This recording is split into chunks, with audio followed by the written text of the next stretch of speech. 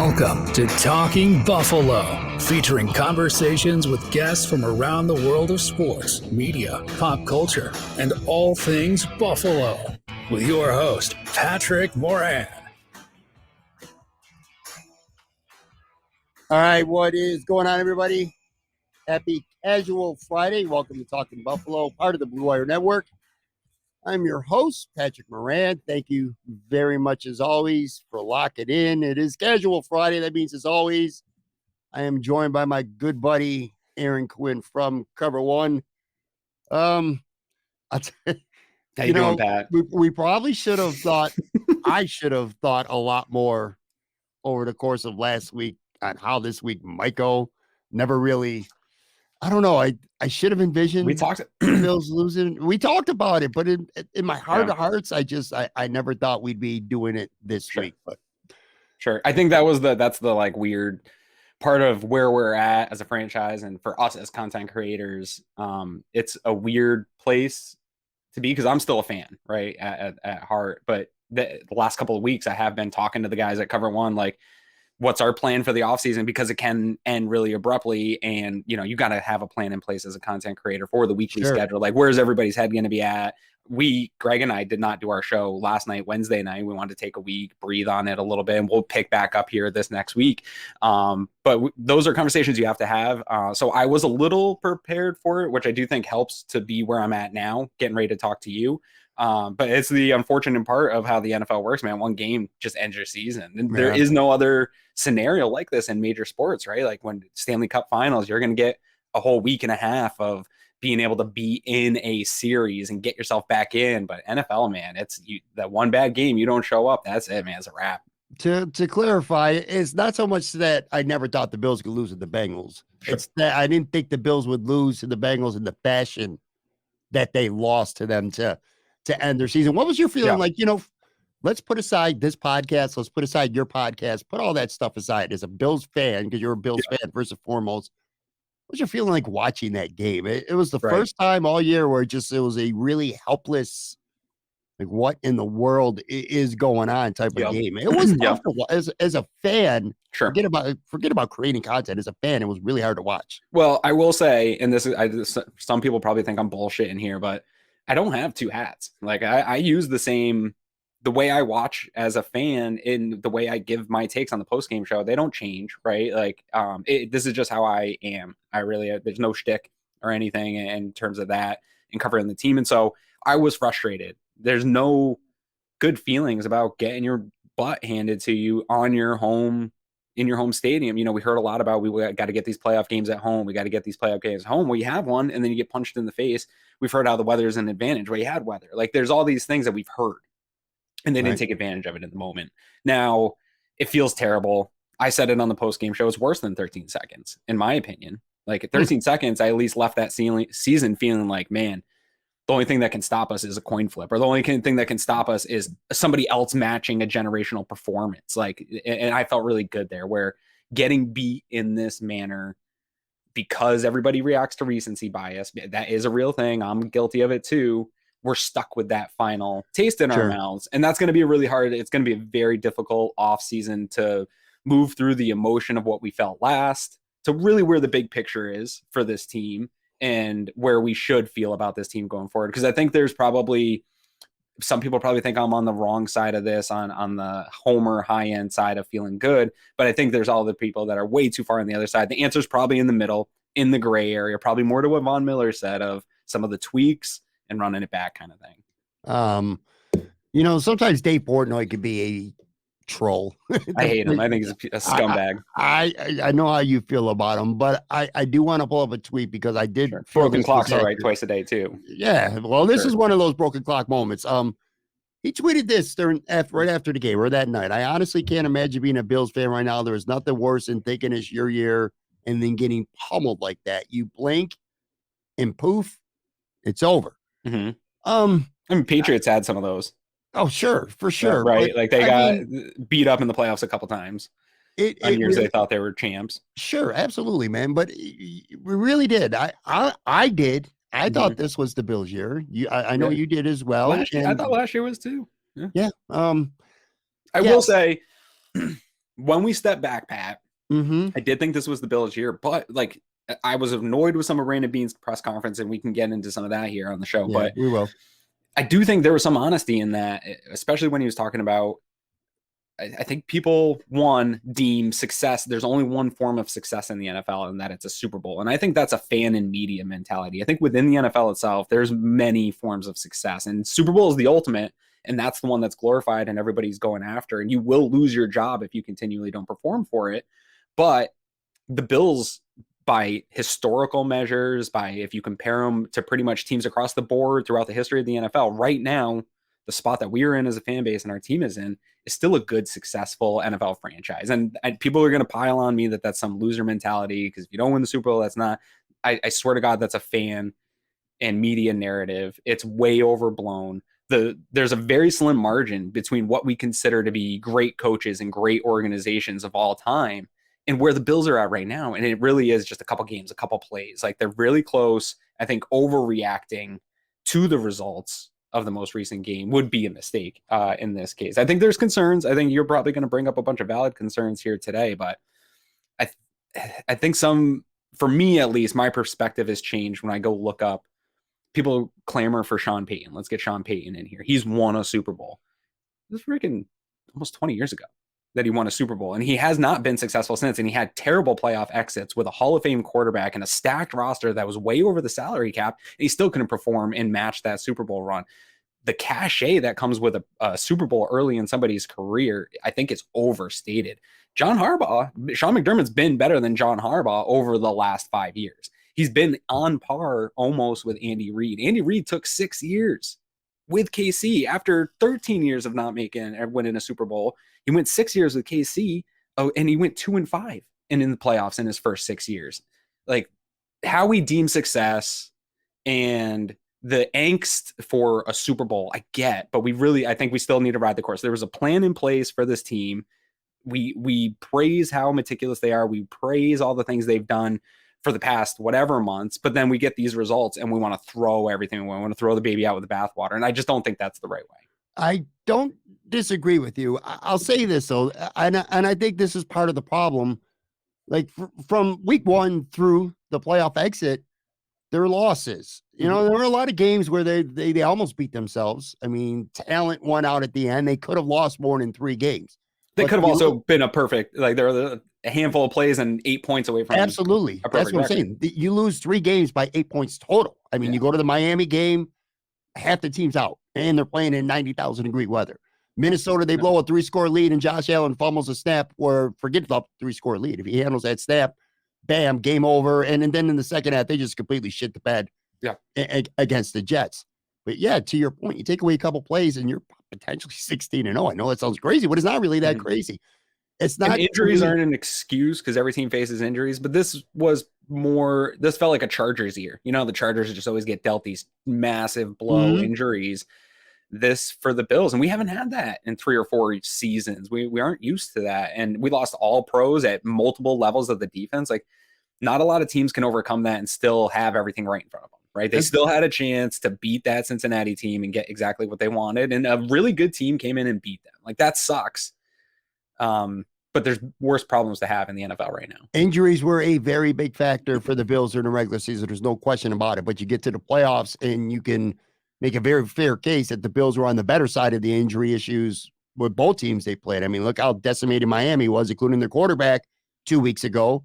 And then you go into this game against Cincinnati where they're missing literally 3/5 of their starting line in a corner. Well, I will say I've had this thought about, a lot of people have brought up the Cincinnati offensive line, and like they performed better than expected, good on their coaching, kind of shame on the Bills for not being able to take advantage of some of that. The Bills also were, again, in that game without DaQuan Jones, who was just another loss on piling on some of this. But also, I think when we compare the Bills unit, I think the Bills are also got a few backups along their offensive line. So I think, like, okay, Cincinnati was playing backups, but I think the Bills starters are backup level too. So like that I think was of a draw. Like, I'm not trying to be a jerk to the offensive line, but I don't think they're good. Like, I think it is replacement level players. And so, yeah, Cincinnati was playing the same, probably below average replacement level players that the Bills have.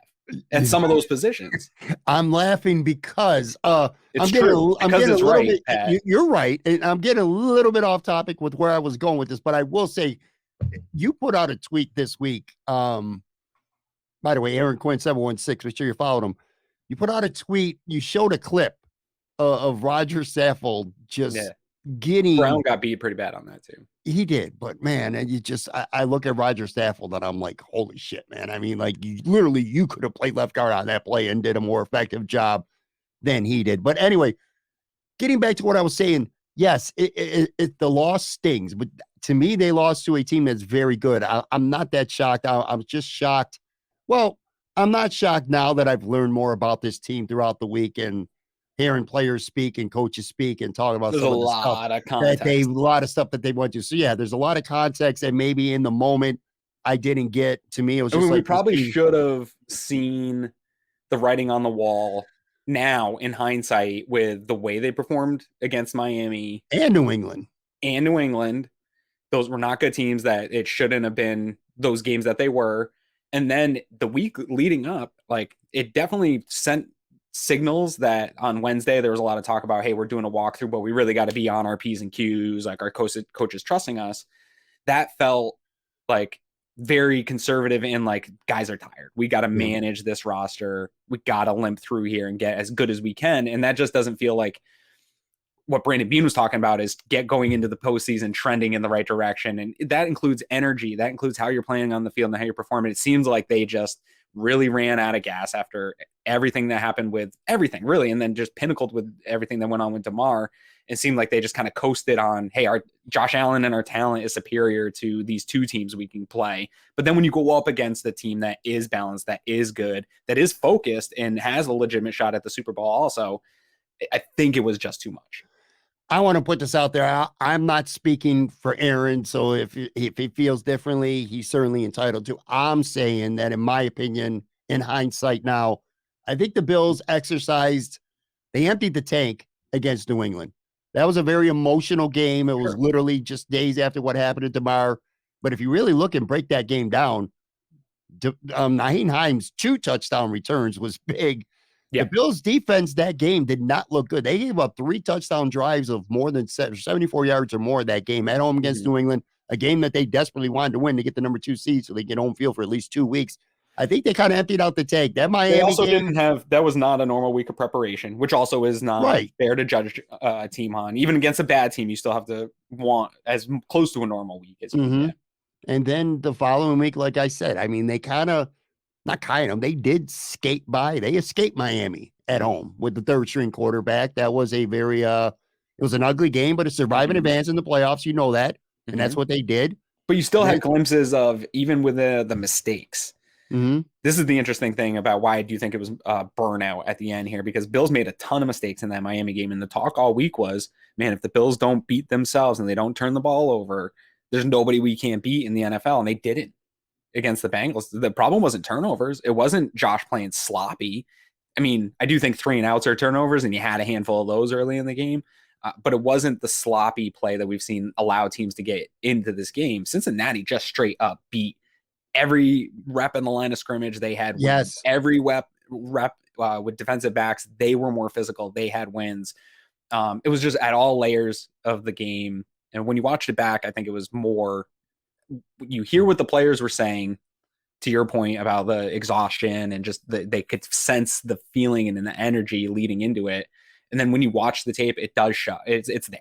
It's all over the tape. And I do think, especially on the defensive side of the ball, man, the lack of presence of Daquan Jones was so noticeable in Ed Oliver's play and what the defensive ends were doing, especially in All-Pro Matt Milano's play and how Tremaine Edmonds was able to play in that game. And I think it was just the straw that broke the camel's back on the side of the defense. And then you had, you had Cam Lewis and Jaquan Johnson out there for a period of time like this. It just got so into depth. It got so into exhaustion when you needed to be at your best and performing and peaking at the right time. And the Bills just didn't capture that.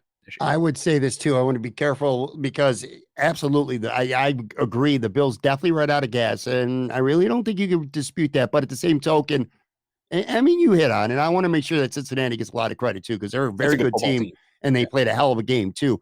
I want to just a quick tweet from Mike Catalana in Rochester. I thought he summarized the game in like 280 characters perfectly. He said offense, the offensive line was handled by Cincinnati, missed on big plays, defense pushed around by a backup offensive line, no pressure on Burrow, poor tackling, confusion in secondary, the coaching, Dorsey, no imagination, Frazier never adjusted, McDermott wasted timeouts, punted too often, team not ready. I mean, I think that's fair. And again, emotional, drainage. I definitely think they were suffering from that, and it's legit.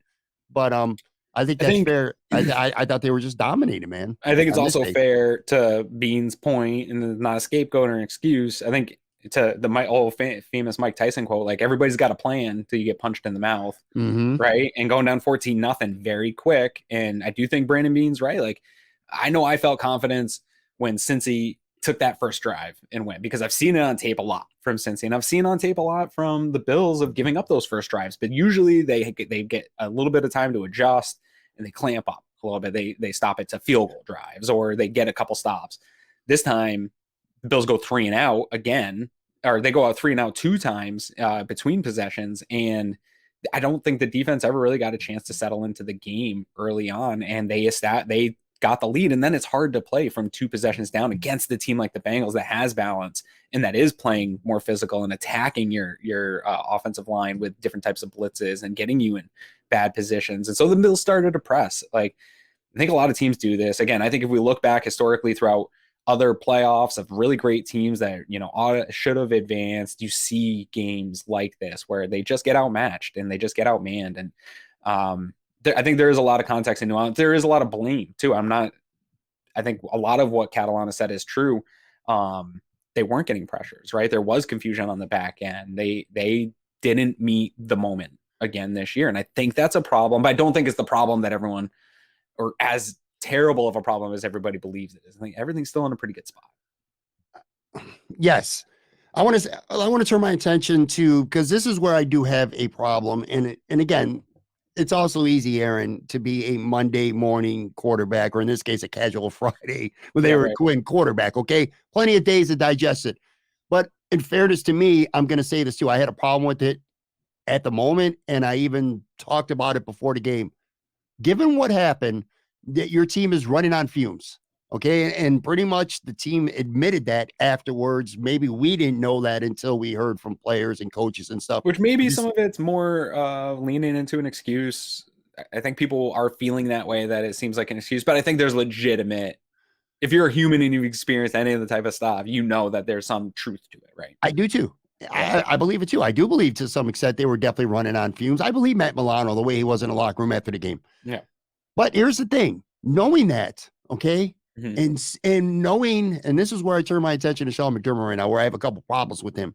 Knowing that your team's running on fumes, knowing that you played this team 3 weeks ago, that the Cincinnati Bengals on Monday Night Football won the coin toss, said, I ain't deferring, took the ball, drove right down the field, got up 7-0, got that crowd going. It was a crazy crowd that night. Just the fast start that they got. You come back to Buffalo for a playoff game and you win the toss. I have a problem with Sean, and I know, again, it's easy to be an armchair quarterback after the fact. If they had stopped Cincinnati and Cincinnati punts, then I sound stupid. I get that. But to me, I thought the Bills made a mistake by deferring, considering that you're running on fumes. What better way to get yourself going and get your crowd going than to take the opening kickoff, go down the field, score first, and send a message to them that, hey, now you're in our house. And again, I keep coming back to this point. It's easy to say that now in hindsight. For sure. But I felt, even at the time, I'm like, I remember that a couple of weeks ago, how quick Cincinnati started. I also know how slow the Bills this season have started on defense. And then they usually, tighten it up. I go back to the Bears game, lots of games where they just looked really bad on defense on the first or 2 drives, and then they would tighten up the grips. Right. I thought the Bills should have taken the ball, try to score first. You get down there, you get up 3-0, 7-0. Crowd is completely, they were in it for the opening kickoff for the defense, so I can't say like the crowd wasn't in it. But you get up early, maybe they get your team going, maybe get a little more confidence, and maybe that raises the energy level. But instead, they win the toss, they kick it. Cincinnati does exactly what they did 3 weeks ago against the Bills. And now you're like, here we go, man. This team's really good, and they just shoved the ball down our throat. Do you feel, to do you think what I'm saying makes sense, or is it just purely me just being able to talk in hindsight now? I think you did preface that. Like, there is a lot of hindsight baked into that because, again, if we take that approach where they get the ball, touchdown is the best scenario, and I do think I know you're a double dip at the end of the half. Well, yeah. So touchdown is the best scenario, right? Open the game, get a touchdown. I think there's a lot of data that points to teams that score touchdowns first, especially in playoff games, are going to probably win the game. The coin flip to that is the worst case scenario to that is that you take the ball and you go 3-and-out, which is what the Bills did when they did get the ball, and you give it back to Cincinnati, and then they go score. Because then to this point, now you don't get the ball at half. You don't have an opportunity at the end of half to double dip. I actually think playing those results negates the fact that I believe this game was lost after, I think Bengals went up 17-0 because if I'm remembering correctly, it was they scored on the first 2 drives and the Bills held them to a field goal on the 3rd drive, was it? Something like that. It was right around there. I believe it was 17-0, and the Bills got the ball back. It was finally a stop by the defense. The Bills get the ball back with, I think, right around 2 minutes, which this year they've been very good in the final 2 minutes of halves of just going down and getting points. You didn't even need 7 in this scenario. You just needed points. You needed to activate a double dip because you were stealing a free possession, right? Like, you're getting back-to-back possessions at a team that's up on you by 2 possessions. So all you got to do is score on these 2 possessions and you're within the game. And now everything's possible, right? Now you can readjust your game plan back to what you wanted to do. You're not 3 possessions back where you have to really press and play to get back in this game. And everybody's trying to make that one play. And that's not a good spot to be in. Being within a 1-score margin is where you want to be. And they did move the ball pretty well at the end of that first half. And then they ended up having to punt. The offense stalled out there. And I do probably think you want that back, right? Like, you want the way that final part of that series ended. But I think, again, a lot of people are arguing the results because people are saying go for it. And I do think if you go for it and get it, now you're really in this game. But the other scenario is they did punt and they pinned the Cincinnati offense. And the Cincinnati offense still almost got into field goal range with like 30 seconds left. So the idea that you would have gone down, 3-4 possessions at that point going into half and getting the ball, that would have been a even worse case scenario. So I know a lot of people are upset with a lot of Sean McDermott's decision making in this game. And again, I think there's a lot of blame to go around, but I think it's more, I just tweeted this out to, we could talk about probably one of the upcoming changes that's right before we went live here. I think some of the changes are going to be more bottom up than top down, because I think it is refining some of the stuff here. I don't think, the timeouts you can question, the punts that Sean McDermott did in this game, while you want him to be more aggressive when you're down, they still were coin flips by every measure of data. They were a coin flip, and the worst case scenario result buries you just as much as successfully completing it gets you back in the game. I don't agree with the punts. More on that in a second. You're almost right. They were down 17-0, but they were down 14-0 right away. It was touchdown, 3-and-out, touchdown, 3-and-out. Right. And then Minnesota got the ball, and the Bills only made 2 stops, which, by the way, I remember tweeting this at halftime, and this is pretty kind of sad, but Matt Milano obviously played great. Besides that, Dane Jackson was the only guy in the Bills defense in the whole first half who even remotely made a play. That was a great pass breakup by him. Yeah, it was. Dane Jackson had a pretty strong game, I thought. Yep. But anyway, yeah. So the Bills go up, or Josh Allen scores on a 1-yard run. It's 14-7. That was the only time in the game where it's like, all right, man, let's go. Yeah. But then Cincinnati takes the ball, and they go right back down the field, and they ended up with a field goal only because, Milano kind of jarred the ball just ever so slightly from Chase. So yes, the touchdown, the review touchdown that came back. Yeah, right. That was your opportunity, right? You get a slice of momentum. Here we go.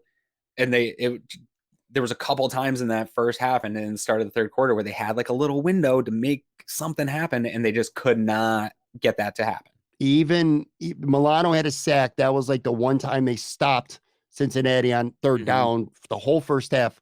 This is where I don't agree, because I thought it was pretty obvious that the Bills, forget about emotion or any of that stuff, just physically on the field, they were not stopping Cincinnati. It was just it was looking easy.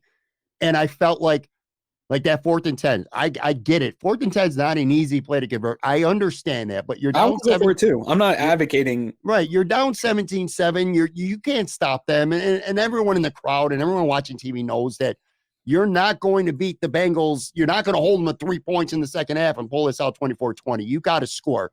And although the Ravens did. Right. 4th and 10. I mean, teams have. That's the other thing about this is that all the data leading up to it was the Bengals haven't put together a complete game, but then they did, right? Yeah, they did. It's 4th and 10 from the 41-yard line with 40 seconds left. I can't buy the punt.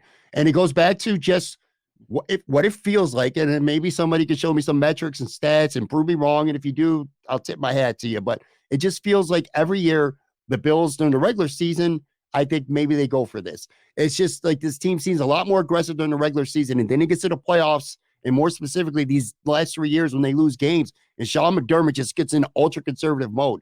And I thought that not going forward on 4th and 10, I feel like if it was the Bengals and the Bills were up 17-7 and the Bengals were at the 41-yard line, 4th and 10, I feel like Zach Taylor goes for it. I don't have a problem with them punting on 4th and 2 in the second half. But again, this is like to the deferring. Like I don't think it's an ultra conservative move to punt in this scenario. I think it's a 50-50 coin toss. The Ben Baldwin bot that does out the 4th down decisions, I think called it basically 50-50. So it wouldn't be ultra conservative to punt it. It's leans to the side of conservative. The downside is if you do turn the ball over there, which the offense did not give me a lot of faith up to that point that they would convert a 4th and 10 also against this defense. We're talking about how this defense was performing, but the offense was also being manhandled and Josh Allen was running for his life. I didn't trust Roger Saffold to block on a 4th and 10 where guys have to get downfield and develop. So I do understand the decision. Again, I would think we're playing the results, but if we're playing the results, if you turn the ball over on downs there and you give Joe Burrow that offense that is dominating you a chance to put up 7 with like 40 seconds left in the half, that's it. That's a wrap. Your game's over. You have to play a whole nother half of football without even having a shot. Let's just say it's 50-50 that the Bills convert that. Even if it's 40-60, you're down 10, you're playing a team that's just moving the ball up and down the field on you. You don't feel like I feel like Sean McDermott, you're earning another possession at half. Here. He's coaching to me. He's coaching out of a position of fear. He's more concerned that the Bengals are going to stop him on 4th down and add to their lead going into the half than he is about the Bills getting more into the game and getting the ball back. I do think there's a conversation I think that needs to be had with. I think this needs to be that leadership council that Sean McDermott talks so much about. Here's where I'm frustrated, right? You talk about this and player-driven leadership and all this stuff, but then it seems to me from an outside observer that sort of influence that you want to give your players and that connection between the players and the staff sort of stops in big moments. And I don't think that they trust the players in big moments. I think they trust in the scheme and taking maybe a conservative approach and trusting in the defensive scheme that, they have been beat a few times, but at some point it's going to lock in. I think they don't trust the players as much as they do the coaching and the scheme. And I think at some point we need to have more of that player-driven influence be part of the offense, like Dorsey. Get Dawson Knox involved in the ways that are going to get Dawson Knox productive. Get Gabe Davis involved in the ways that are going to get him productive, because there's a conversation this week that the Buffalo Bills don't have the roster and the stat and the people to keep up with these top 4 teams. And I think that's bullshit. Frankly. So do I. I think it's that complete bullshit. I think they have one of the best 5 rosters in the NFL. I think it's on par with all those teams. I think usage and coaching was the problem in cases, and they were good enough to get through a season and be 13-3. I think they're good enough to run for another shot at the Super Bowl. If they do need to refine some of this and somebody needs to be able to step up in that offensive room and defend. We just paid Dawson Knox this money. You need to get him involved in the offense. Gabe Davis is supposed to be giving us wide receiver 2 production on a consistent basis. Why isn't this happening? That needs to either come from players or Sean McDermott needs to step in. But those are the issues that I have. With some of that lacking creativity, with some of where we're at. Do you feel like with Sean McDermott now, based on what happened last year? Look, a year or so ago, we had this conversation. I'm losing my mind. You're a little more even keeled than I am, about 13 seconds. And I hate talking about it, but I'm going to, because Sean McDermott blew the game last year in the last 13 seconds. I don't want to hear about Leslie Frazier. He contributed, sure. Not once, twice Sean McDermott calls timeout. He had all the time in the world to say, no, this is not the look that we want to have. Sure. And Kansas City got 2 freebies to get in field goal range and send that game in overtime. And then it became about a coin flip. Should have never came down to a coin flip. Sure. So anyway, if you're mad at Sean McDermott over last year's 13 seconds, which I am, and I think a lot of fans are and should be, when you look at this year and just, again, I know the excuse, and it's not, I hate using the word excuses because excuses just doesn't sound like the right word to use here, but right. It feels to me like there's more questions right now with Sean McDermott than answers when it comes to, not is this guy a great leader among men? He is. We knew that before the Cincinnati DeMar Hamlin thing, and we especially saw that in light of that. That's not to question. He gets his team ready to play during the regular season. They win a lot during the regular season, but he's not the same coach in the playoffs. It feels to me now. The competition is always better in the playoffs, of course, as well. Some detractors might point to the fact that the Bills beat up on chumps.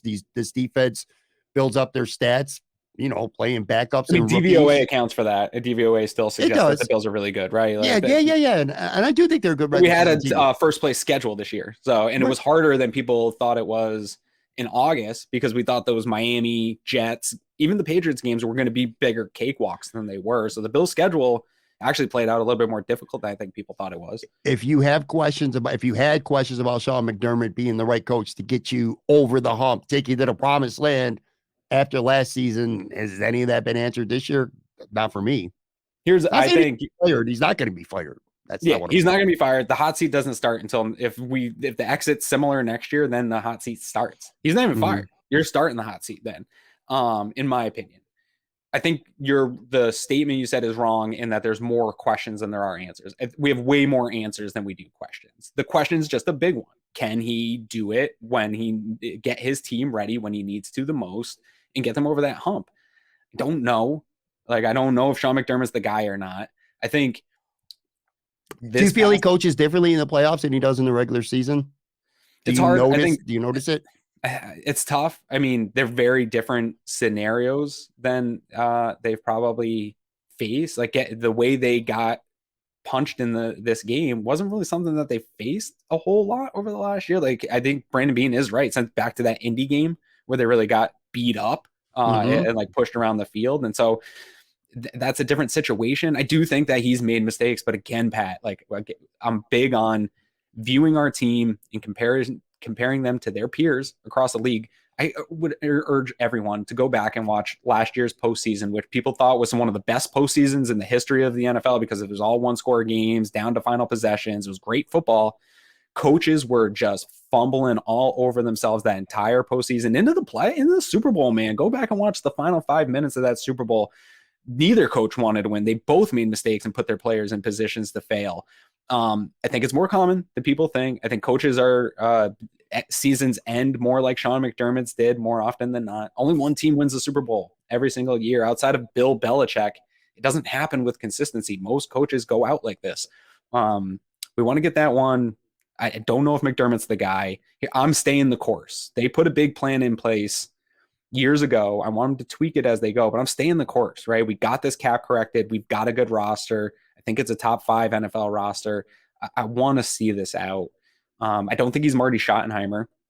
Greg Vorse, Cover One content creator, put out a great tweet of he has to go 1-13 over his next few postseasons to get even towards the record of what Marty Schottenheimer had in the postseasons. Not that same conversation. I think he's closer probably to Jim Harbaugh, Mike Tomlin, maybe even a Sean Payton just on the offense or defensive side of the ball, in that that's okay to have sustained success and be in the playoffs and be a team that's competing each and every year. I think we look back at these coaches and these teams and think that they had more success than they did. But again, I think most of them ended their seasons in similar manners or similar fashions to where Sean McDermott is right now. Andy Reid the amount of choke playoff losses that Andy Reid went through before he and Patrick Mahomes won a Super Bowl is astounding. I would still take those 20 years of Andy Reid coach teams versus the 17 years of going up and down with mediocre coaches and changing every time something goes wrong that the Bills already had. I'm willing to ride this out. There is a spot where we got to move on from McDermott, but man, I think we're a couple years away from that conversation.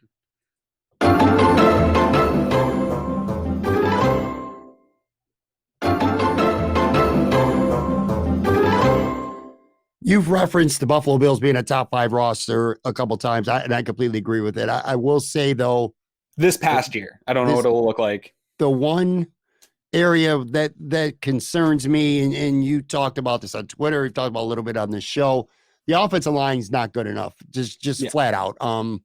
Forget about that. They didn't even have any injuries going into the playoffs. I just don't think this line is good enough. I think Morris is solid at center. I think Dawkins is all right at left tackle. I never thought he was a Pro Bowl tackle, including last year when he made the Pro Bowl. Bates had a nice end of the season last year. He was, this year. Roger Saffold, he's one and done. I don't see any scenario where they bring him back. Spencer Brown, I'm going to talk about him more specifically in a second because Brandon Beane made it a point to talk about him during his press conference, his season ender this week. But I'll tell you, on the other side of the ball, and yes, DaQuan Jones, absolutely good point you made. Huge loss.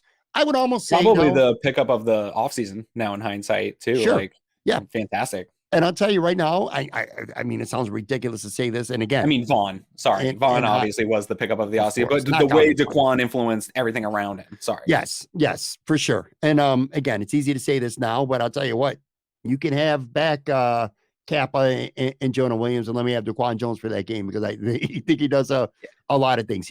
Anyway, here's the point I was getting to. And I remember this before the season, Joe Marino from Locked On Bills, he took like 10 of us and asked us to rank Buffalo Bills players in order of importance from 1 to 10. And obviously Josh Allen was number 1 on everyone's list. And then after that, it would vary. Yeah, that's right. One person didn't have him number 1. Don't want to get into that right now. But anyway, 9 out of 10 did. And I love you, Jay Spence. Anyway, all right. Everyone else from there, it varies. I had number 2 on the whole list of all the players on the team. I had Ed Oliver. I said most important to the Bills' success.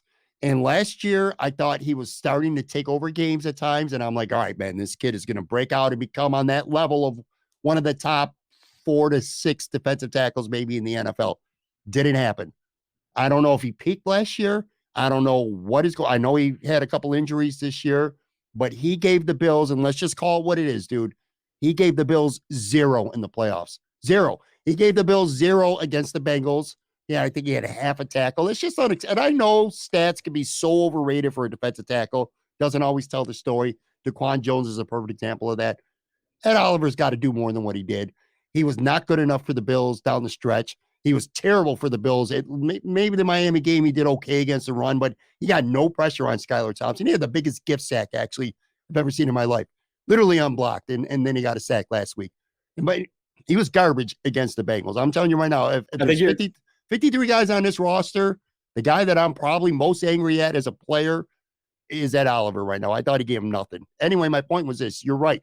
Top 5 in the NFL roster, yes, but they're not good enough in the trenches, especially the offensive line and more specifically on the defensive line, Ed Oliver. That's my take anyway. I think you're too harsh on Ed Oliver in his season. Again, I think when we've reflected on it, the injury was significant. That was like 3 weeks early in the season. I think that stymied some of the production.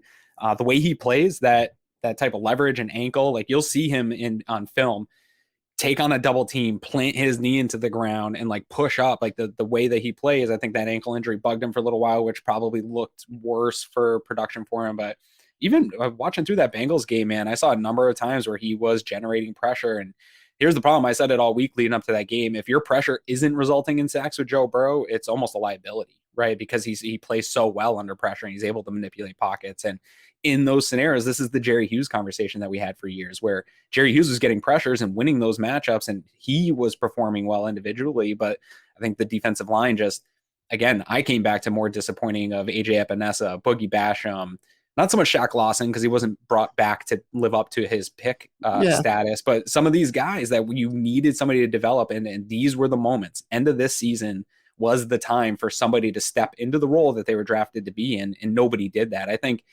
Ed's played really well with DaQuan. I think he's very disruptive, and I think if you had this defensive line again, you can't make the excuse of health because every team faces it. But if you're lining up, I feel how much better do you feel about Von Miller, DaQuan Jones, Ed Oliver, and Groot versus Ed Oliver with Groot without a premier edge rusher, and he's just kind of a regular, good, solid, contain, use my length guy with some below average rotational defensive linemen and a one-armed Jordan Phillips. And Tim Settle, I think, was another one that towards the end of the season here ran out of gas because I thought he played really well and would be a big part of this playoff push, but he was pretty silent and getting pushed around for his size. But Ed, I think, still gave it his all. I still think I love Ed as a player.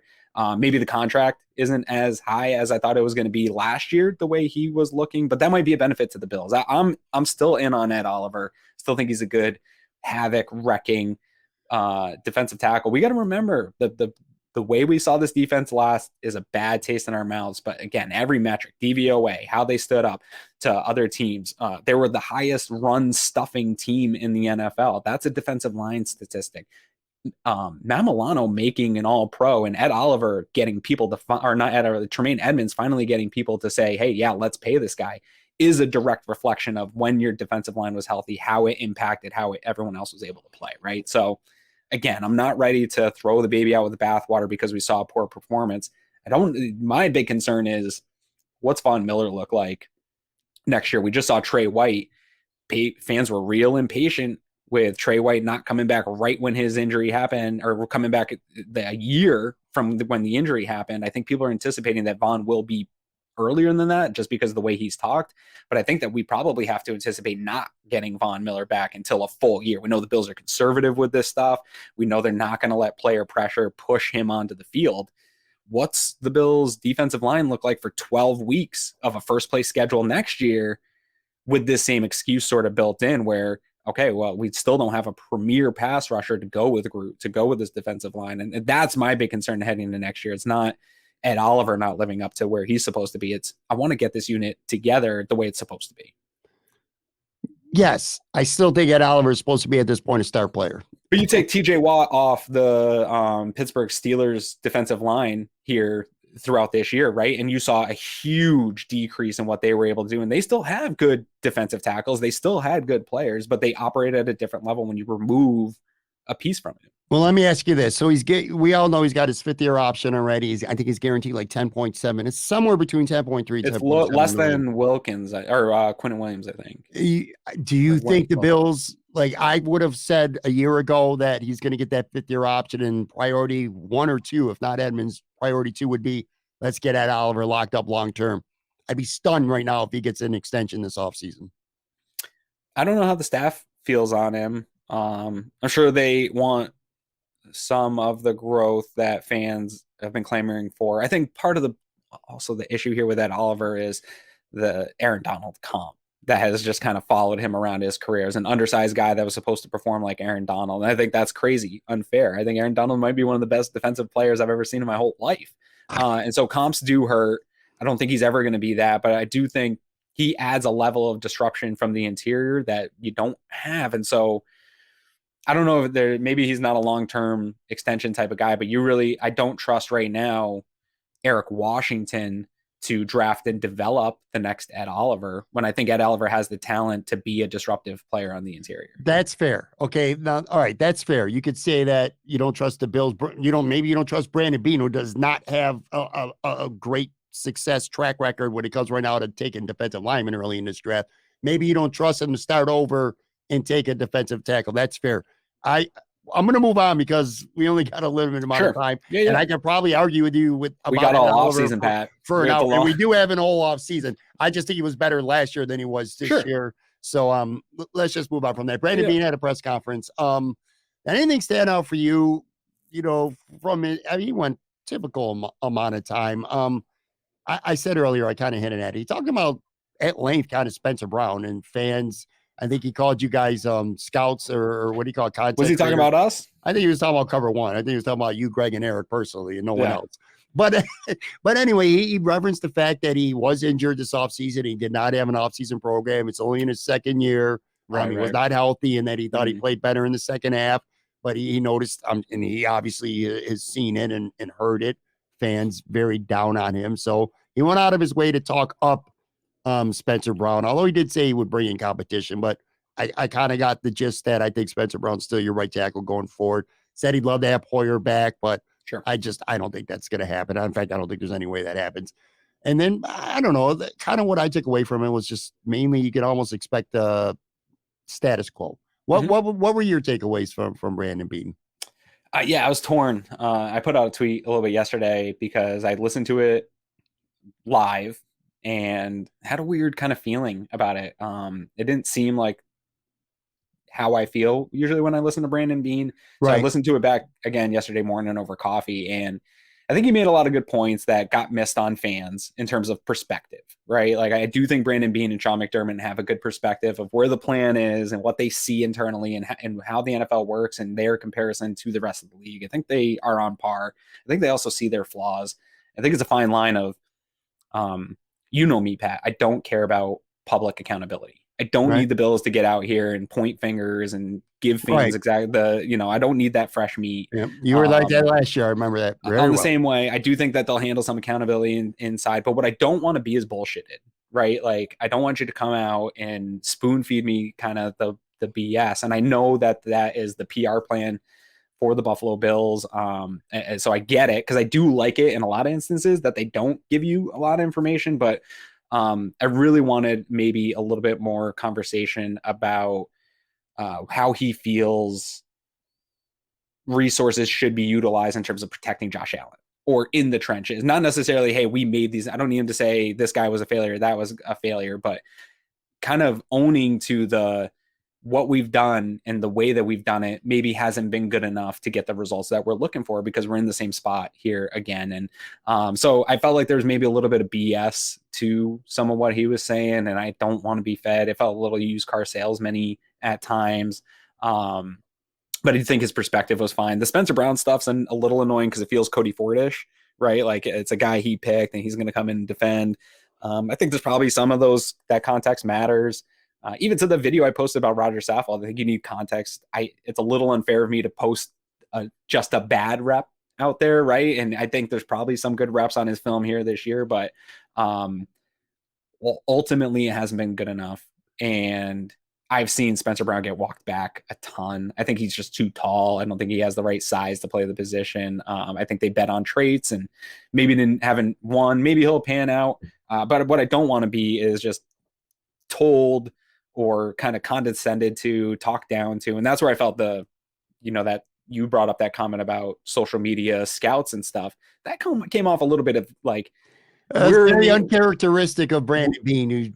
Also, for a guy that says he doesn't pay attention to social media, that's a little bit of a weird comment to also say that, they see everything. And it felt to me, maybe because I'm involved in I'm not an online scout. I don't claim to be, but I'm involved in this. It felt a little condescending to me and a little bit of like gatekeeping where like we're in the NFL. So we have the information that you just don't have and don't understand. And I think that's total bullshit. I think scout is a low paying, really hard job where you're traveling constantly. I think a bunch of dudes that I work with and have worked with in the past, NFL teams would grab in a heartbeat, but their jobs are better, right? Like, so don't give me this like, you guys don't understand really what's going on and I don't want to hear it. That's a condescending kind of gatekeeping mentality, which I've never heard from Brandon Beane. Brandon Beane is that I love Brandon Beane. I don't want this comma. I trust him still implicitly. I think he's one of the best GMs in football. I think most teams in the NFL right now, Pat, would love for the top of their team and the power structure of their team to be Brandon Beane, Sean McDermott, and Josh Allen. I think a lot of teams would give anything to be in the position we're in. I was just this is how I felt about this press conference in the moment. It was like, don't BS me and don't condescend me. It was weird. I'll tell you, man, there's not a lot of coaches and GMs that I actually enjoy listening to. And Brandon Beane is actually one of them. And I agree with you too, by the way. It's like, and this doesn't happen often, not in the Buffalo media, at least not on the football side. It happens a lot on the hockey side, quite frankly, but big times mainstream media, that would be the equivalent of them saying, you know what, you're a podcaster, you're a blogger, don't waste my time. You know what I'm talking about? It was kind of big time. And Brandon Beane sort of did that a little bit with the we're pros. We see these guys every day. Right. Okay. Now, and I will say this too. I thought it was a little unfair. I mean, I watched the whole thing. You did too. Like the national media kind of took one quote that he said and they misrepresented it about Jamar Chase. Like he was dissing the Bengals, saying he was basically saying we don't want it to get to a point where we're a bad team for a few years. We're in a position to draft a guy in the top 5. That's what he was saying. My beef with that comment, I'm glad you brought that comment up, Pat, because that was another spot where I did have beef with, but not what the beef on Twitter was. People were like, oh, he's insulting the Bengals. He wasn't insulting the Bengals at all. Shut up. Yeah. People are so sensitive about that type of stuff. That wasn't what he was doing. But it was a cop-out to this conversation about Ed Oliver. He did have a high pick. He picked Ed Oliver. And to your point, he's not an all-pro. He's not Jamar Chase level at his position. And so to me, it felt a little bit of a cop out, and he was copping out on Gabe Davis a little bit. And the fact that Gabe Davis hasn't produced to the level of a T. Higgins, saying like, oh, we don't have these types of weapons because we had to pay a Stephon Diggs. Well, kind of bullshit, because I think you have the weapons and the people internally have not put them in a position to give you the type of production that these other teams are getting out of their weapons. And so have that conversation. I don't need you to roast Ken Dorsey, but don't, that one felt again like a bit of a cop out, used Carl salesman-y, like, well, you know what, that pick that you traded, again, playing hindsight, that pick that you traded for Stephon Diggs, who now you're complaining a little bit in the media about that contract that you got to pay out to him. Well, the Minnesota Vikings got Justin Jefferson for that pick on a rookie contract who's equivalent to Jamar Chase. So your whole premise, your whole idea was a cop out, and it kind of had huge holes in the logic. Didn't make sense. So yeah, there felt like a couple moments of cop outs in this one. And it's weird because I respect the shit out of Brandon Beane, and those would be things I would like to ask a little bit, more and push a little bit more to get a little more clarity from him on that. And it didn't seem anyone push back. I want to let everyone who's listening or watching this on YouTube know that I think next week I want to focus more on the players. I don't think this roster is going to have the turnover that a lot of you got a lot of free agents fans. We do. Yeah. But I still don't think there's going to be significant turnover. I think you see a lot of similar parts. The turnover you see won't be huge improvements in those areas. It'll be similar players. Exactly. And next week, I want to focus on that. And I do want to spend a lot of time next week talking about Gabe Davis. I'll tell you, though, the angriest of fans are calling for Sean McDermott's head. Let's not waste a second of anyone's time. That shit ain't happening. It would be a very big surprise if either Ken Dorsey or Leslie Frazier are gone. Never say never, though. And again, we are taping this Thursday. Now we're into like late morning Thursday. Jim Salgado, the safeties coach, it was announced literally a minute or so before we started taping this show, got fired. I don't know. Maybe my statement was wrong when it comes to Dorsey or Frazier. Do you think it's just going to be a couple or maybe even just one low-level coach who gets ultimately gets the axe because of their performance on Sunday? Or do you think maybe this might lead to more? Yeah, so I tweeted out right as we were going live here. I think this one was a little weird to me with Salgado because he was praised a ton. I didn't know they had a safeties coach, by the way. I'm going to be honest. Well, it used to be Babich, right, was the safeties coach. And then I think he moved into the linebacker role. I'm trying to remember all the movement they had, and then Butler became the DB coach. But Salgado was your nickel coach a couple years ago when Taron Johnson came into the league, and this was, I think, the first where they had a specialized nickel coach. I don't think teams are really doing that in the NFL, and he was praised a ton for the development of Taron Johnson into this nickel role, which really, again, I think a lot of people talk about Sean McDermott being this conservative dude in a lot of ways, and unfortunately shows up on the defensive side of the ball. It's trending, right? It is. You now are seeing how much success the Bengals had from the nickel position with Mike Hilton. Like, it has revolutionized a little bit the way the game is played. So I was a little surprised to see him be somebody that takes the blame. But safeties were running around a little bit confused, even at Jordan Poyer confused. This one's a weird one, though. There's a lot of injuries. Like, you lose a Micah Hyde, and Jordan Poyer's patched up. I don't know how much is on the safety coach there, but I do think the Bills are going to take a bottom-up approach, right? Tinkering the bottom part of your roster, your depth pieces, working through some of these maybe positional coaches. I think Eric Washington should probably be on the chopping block because he's been given AJ Epinesa, Boogie Basham, Ed Oliver. These young assets have been poured into this line, and it took us having to go out and splurge on a Von Miller to start to get any type of production from this unit. I think Groot's good. I don't know that Eric Washington made him good or not, right? Like, we don't know that he's able to develop these guys. I think he's one. I don't think Cromer's there yet, even though the offensive line seemingly can't develop guys. I think you got to give him a little time, and he's got the resume to be there. I think Chad Hall is still probably good. I don't think you see a ton of movement, but you'll see some tweaking here along the bottom of this roster and these coaches. Well, and we'll spend some time next week talking about tweaking. And I would say, too, by this time next week, if coaches are let go, that it'll probably happen by next week. So we'll have more. Yeah, I think here through the next couple of days, this is happening. I think Brandon Beane, his wife tweeted out about, like, they're leaving. Like, they're packing up and getting ready to leave Buffalo for the winter. So I think business is almost done here at the end of this week. Yeah. One other thing too, and then I want to get to our fill in the blank, our fun little segment that we're ending these shows with. a lot of people, a lot of Bills fans specifically, big mad at Bengals players and fans over, you know, their reactions and how they, you know, calling them sore winners, whatever. Now, I want to, and this isn't really a question for you. It's kind of more or less just a statement. Eli Apple over the top with what he tweeted, you know, the Damar Hamlin symbol and stuff like that. And he apologized after. That sounded like an agent sent him a tweet and said, you better get this shit out right now. But anyway, that aside, players talking shit, fans talking shit, I have 0.0 problem with it, because I'm going to tell you right now, Aaron, if this would have been the other way around and the Bills went to Cincinnati and smacked them around in the playoffs, if you don't think for 2 seconds that Jordan Phillips and Shaq Lawson would have been, you know, cutaway shots of them on the sideline talking shit, Stephon Diggs talking shit, it's what players do. I got no problem with the rest of the Bengals and what they said and how they acted and their fans talking shit, because I'm sorry, and I'm not picking on Bills Mafia here, because all fan bases are the same to some extent. I remember early in the year when the Bills didn't punt. No, you guys punt? Can't imagine, can't relate. You know what I'm saying?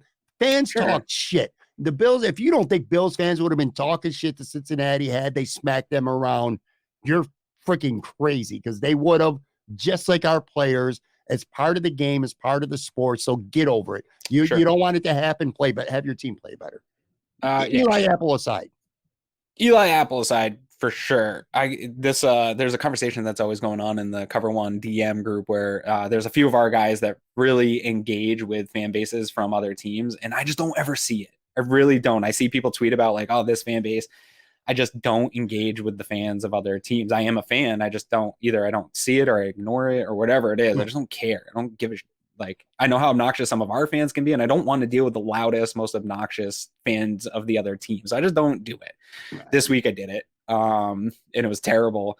But it was because of Eli Apple. I can't take Eli Apple out of it, because I ended up looking like one of these baby fans that is mad because we lost. And that's not the case at all. Like I respect the Bengals. I've given them nothing but praise, but he was over the line and his bullshit went too far. And he's not that good of a player. He's a mediocre cornerback that celebrates overthrows. And he's been pretty below average his entire career. And he talks so much shit like he's Deion Sanders. And I was emotional. I think maybe now in hindsight, the Cancun on 3 was not a Damar Hamlin reference, but God damn it, the way he put it out there with the heart hands made it seem like maybe he was poking a little bit to go there, and then dialed it back when he saw the response. So kind of I don't want to swear in your podcast, but kind of I'm still in an F him mode, and I can't wait to see him fail again, because I know it's going to happen. He's not a good player. He's going to get roasted at some point in the next couple of weeks if they continue. And I think he is what he kind of poured gas into a situation that was bound to combust on Twitter. I think if you removed him from this situation, it would just been the normal level of KC fans are annoying because they win and they talk shit. I don't mind shit talking. And here, Bills fans need to learn, if you're going to interact on Twitter right now, I think KC and Cincinnati can talk all the shit they want, Pat. Bills fans, we can talk shit to the Jets, Dolphins, Patriots. We can talk all those. They all need to shut the me and sit down. I don't want to hear anything from any AFC East teams, but those other teams at the top, we need to wait till we overcome that hump before we get back in shit talking. Eli Apple's comments made me go from being all in, I wanted the Bengals to beat the Chiefs, to kind of having no horse in the race. I really don't give a shit about either of those teams. Yeah, go NFC. They can both suck it, but yeah, man. Let's go Eagles. The rest of the players, though, I'm telling you, man, don't tell me Shaq Lawson would have been like, better go get your refund, because they were talking about, buying tickets for Atlanta for the next everyone's petty, for sure. It is. And it would include Bills fans and Bills players as well. So let's just call it what it is. All right. Anyway, let's end the show with, we started this last week. Each week, I'm going to ask you 3 questions, basically a fill in the blank. Might be sports, pop culture, your life, things like that. It's an opportunity, like I said, for fans to just get to know a little bit more on the personal side about us. So here's the first one. My favorite subject back in high school was blank.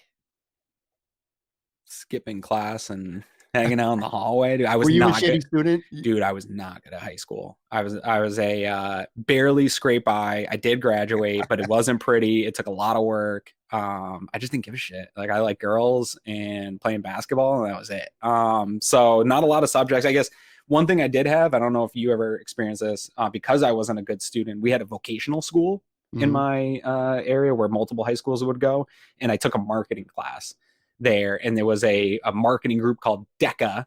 And I became part of that. And actually, I think it is what saved me and allowed me to graduate, because I couldn't do those things that I would like to do if I didn't keep my other grades up. But it was really cool. I traveled around the country a bunch. I competed in like marketing competitions, and those skills have sort of translated in life later here. I didn't end up going to college for it or anything, but it was fun. And I think it kept me graduating high school. So marketing but not a lot of kids got that opportunity to have a marketing as a subject.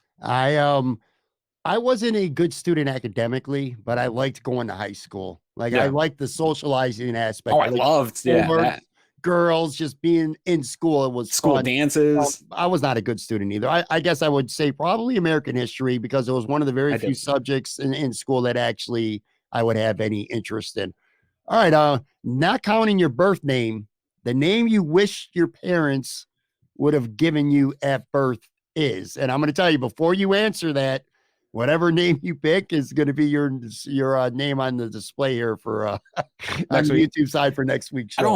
Honestly, like I've never thought of my name.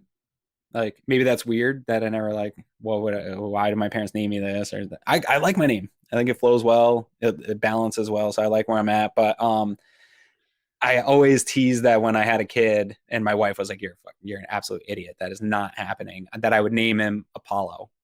And so I'm picking Apollo Quinn. I like it. It feels like Apollo Creed. I love the Apollo Creed character. As much as I hate the Rocky movies, I love Apollo. That is fucking hilarious that you said that. More on that in just literally a minute. But anyway, Apollo Quinn. All right. There's no reason for this. It's not even as a cool name. For whatever reason, I've always liked the name Trevor.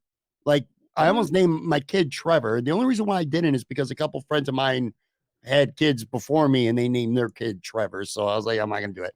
Also because of wrestling. My son's name is Shane.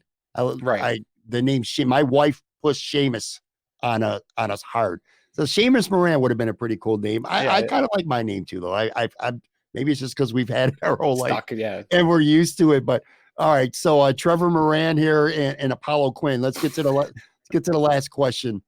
An actor that seems absolutely born to play the role they did would be blank. I'm going to total cop out here, Pat. I'm going against the rules. I'm taking the entire cast of Harry Potter. Did you ever read those books? The Harry Potter books? In the movies. Like very few times I feel like in my mind does a book translate to film and what I think people look like and what the characters are going to be. And goddamn, dude, like the way I got here was Severus Snape. I think that character was like perfectly cast by how I read him in the book. But then I started thinking like, well, so was Harry and so was Hermione and like all the Fred and all the Weasleys. Like that whole movie was perfect. I know Joe's a big casting guy. Whoever casted that, kudos to them. So I'm copping out all of Harry Potter. I started laughing when you were talking about being Apollo Quinn because you said you hate the Rocky franchise, which is funny because my answer to this question is Sylvester Stallone for Rocky. I know you hate the franchise. I obviously don't. I just think he was perfect for the role. A beat up mental, a tough, I don't want to say athletic, but a tough Italian, good-looking dude who's dumb as a box of rocks and talks like it as well. It just he was. I can't imagine anyone else. And again, if you don't like the franchise, maybe you don't give a shit. But I do like it. I can't ever imagine anyone else having played Rocky besides Sylvester Stallone. Sort of where else my mind went for a runner-up was basically anything Jim Carrey ever did. I feel like roles were literally written for him and Chris Farley. Like movies were written around them and their look and their humor, and so everything was perfectly cast. Yeah, I agree. All right, guys, that'll do it for this episode. Normally I say make sure you check out Aaron and Greg. We'll be back. Podcast, after every Bills game and during the week for a preview game. So let people know though, like, do you have a semi-set schedule for how things are going to be? Not for Cover One so much, but at least for you and Greg specifically going forward now for a while. Yeah, I think you'll see some rotation of us taking some time off here coming up, but we will be back. I believe we're going to stay on Wednesdays. So Wednesdays at 9, that's always been our time slot. We'll probably stick there and expect at least content coming out every week. All right, guys. Thank you very much. Thank you, Aaron. Be back. New episodes next week. Take care. Have a safe weekend.